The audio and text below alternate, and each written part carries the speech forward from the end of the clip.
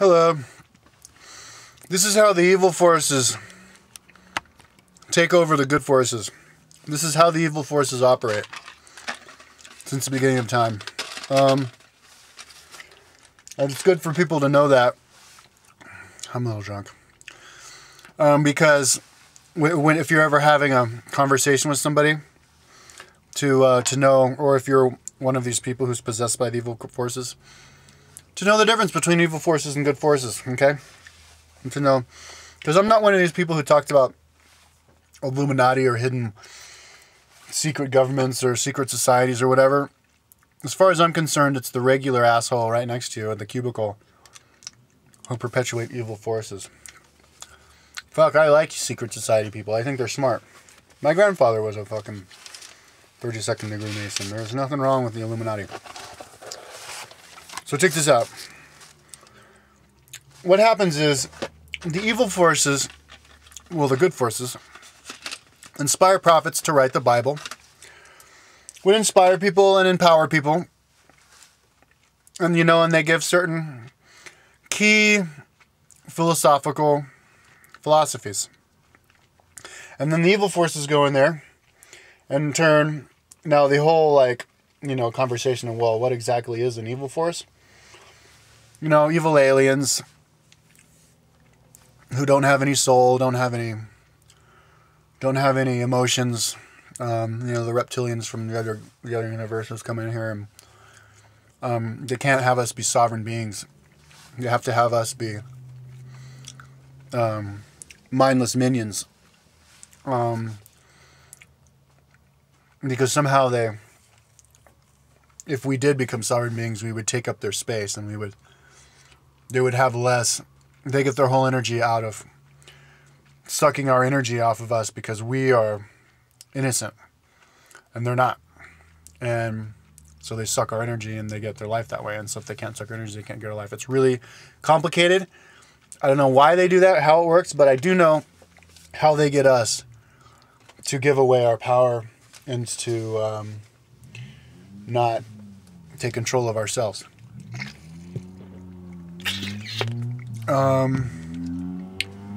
So I wrote some notes here. This is actually the first time I've ever done that. Now, they turn God is one into there is one God. Okay. So, monotheism I think is good.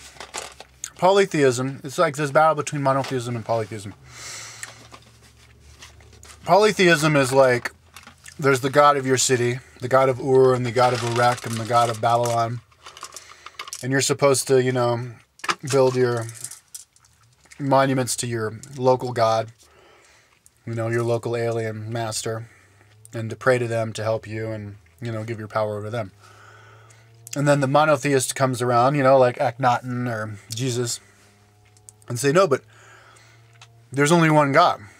It's the universe is the God, and you're part of that. And so don't be, those other idols or whatever, that's something else. Those are, aliens that they want you to pray to them and ask them to help you. And, you are God. You're part of that one God, and it's one body.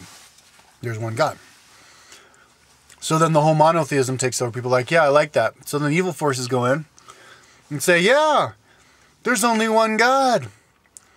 So pray to that one God. His name is, Allah. His name is God.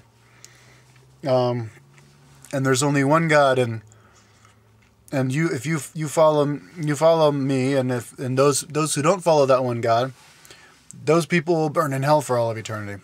That's where they have to invent the whole idea of eternal hell. But they make it so that you think that if you don't follow the one God, then you're going to burn in hell forever. So, and this is what you would want to explain to like a fundamentalist Christian or Muslim is, if there's one God and God is one, then you can't be separate from God. Nothing in the universe can be separate from God. The devil himself cannot be separate from God. The devil himself is part of God. And because the devil himself is part of God, the devil can't is not going to be in hell forever. The devil just visits hell temporarily and then goes back up to God, because all parts of God eventually coalesces it again.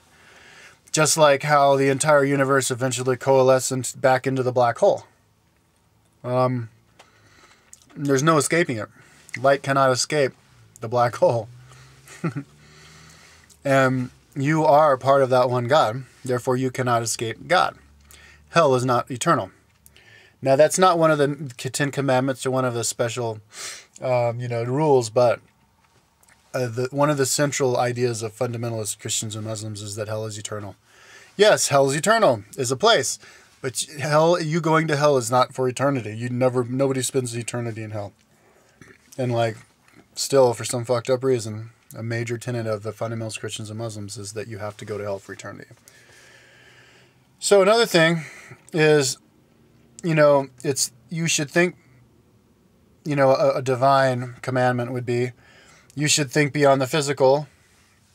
So then they go, and we should think behind the physical. Our general essence isn't here on the physical plane. Our central essence is that of God from a higher dimension. Our higher self, that part of us who is connected to the eternal part of your existence and God, the more central, more permanent. Because this is just an ephemeral existence here anyways. You live 70 years and then you're gone. A tree lives for 1,000 years, the turtles live 400 years, the earth lives 4 billion years. And it's nothing, it's a wink of an eye. But your soul is forever, so, under those rules, you're just here temporarily, and so your body here really is just a temporal part, and it's not the main part of who you are. The main part of who you are is on the other side. And this is just an expression, a temporary expression of the main part of who you are. So do not get too attached in this physical life that you have here.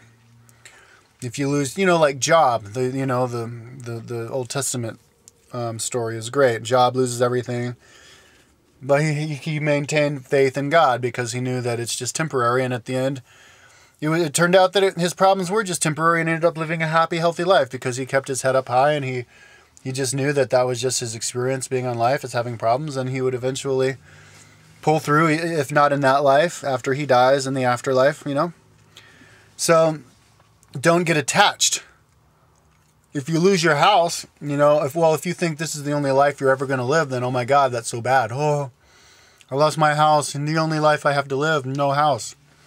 Well, if you think eternally, you go, well, yeah, sure, I lost my house, whatever. Get a job. Live in the doghouse.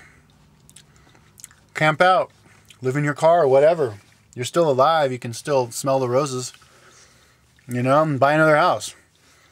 You don't have to be one of these animals who, if you're sad, you die because you think you're going to be sad for your entire life. There's birds that are like that. And that's the whole original idea behind think beyond the physical. So then the evil forces come in and say, oh yeah, the physical is bad. The physical is separate from God. But the physical is not separate from God. The physical is a condensation of God. It's a condensation of your soul to slow itself down, ground itself, and figure out how to manipulate matter in its most coldest, densest of forms. And, but the evil forces go, yeah, the physical is bad. See, this is all to try to belittle us and to make us feel small and worthless and not to take our power. Oh, yeah. Therefore, you're not allowed to walk around naked, or else you have to get whipped and stoned and thrown into jail and fined, and we still have that rule, no nudity. And then it's like, oh, well, yeah, because then you're going to offend people. Well, those people who you're offending are the people with the problems, not you. It's their sensibilities that you're destroying because they're born and raised to think that the body is bad. Masturbation, thinking that masturbating is bad. Parents stop slapping their children for playing with their wieners while they're, they're 2-year-old kids while they're having a bath, because the body is bad.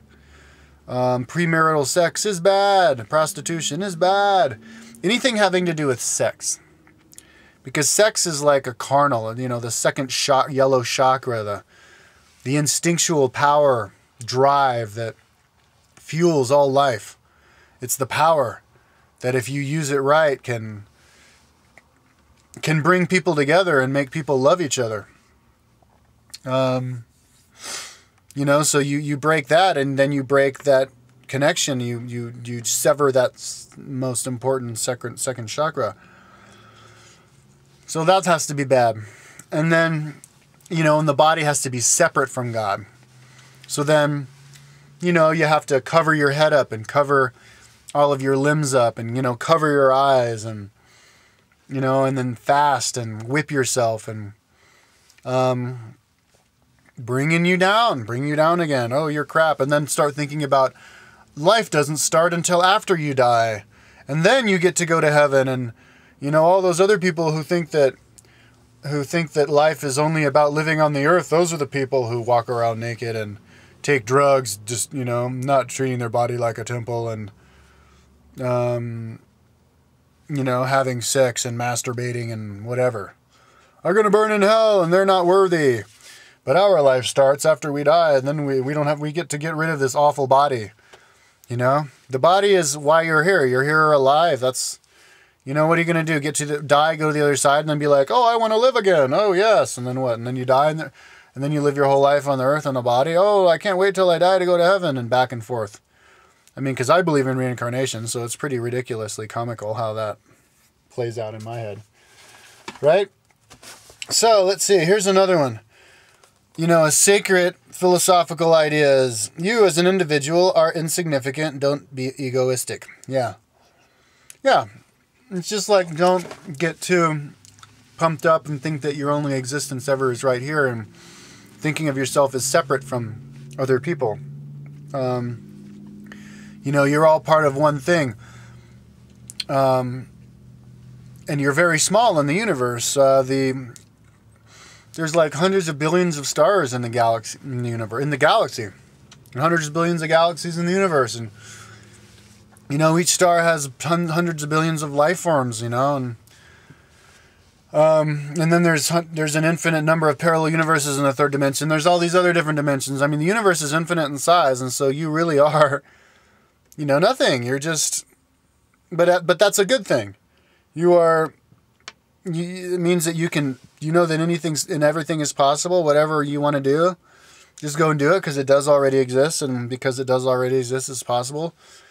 And you know, and don't think that you're separate or special or better than anybody else, because everybody's unique in their own way, because everything exists, right? But then the evil forces turn that into, you are crap compared to God, so be humble. Yeah, you're nothing. I am nothing compared to God. I am nothing compared to you. You're greater than me. That's separating you from God, thinking that you're different from the rest of everything else in the universe and creation.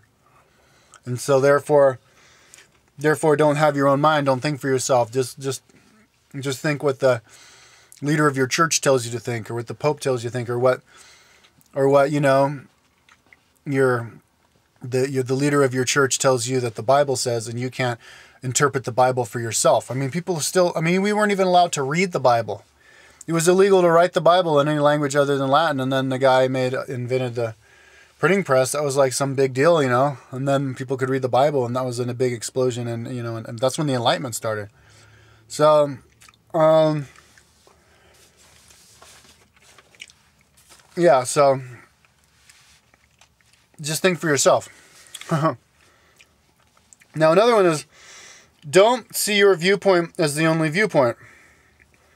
Yeah, like, don't see your way of viewing the world and your vantage point on reality as the only one that's out there. Everybody sees the world differently, through a different lens, and that's a good thing. But then the evil forces turn that into, don't be arrogant and spread your views. Don't be arrogant. If you spread your views, if you tell people what you think about stuff, that means you think you're better than them and you're monopolizing truth. Somebody actually told me that, used those exact words. You're monopolizing the truth because you spreading your beliefs. You know, somebody else told me today that I'm so arrogant that from the way that I talk, that it's just so annoying and they can't even stand me. You know? I'm not arrogant. I'm just the guy spreading my ideas. So that's like demons talking through you, right? And then, and then like, thou shalt, you know, you should do this. Evil forces turn that in, you shall not. So instead of being good for, you know, wanting something, then you're bad for not doing something, you know? Anyways, I'm out of time.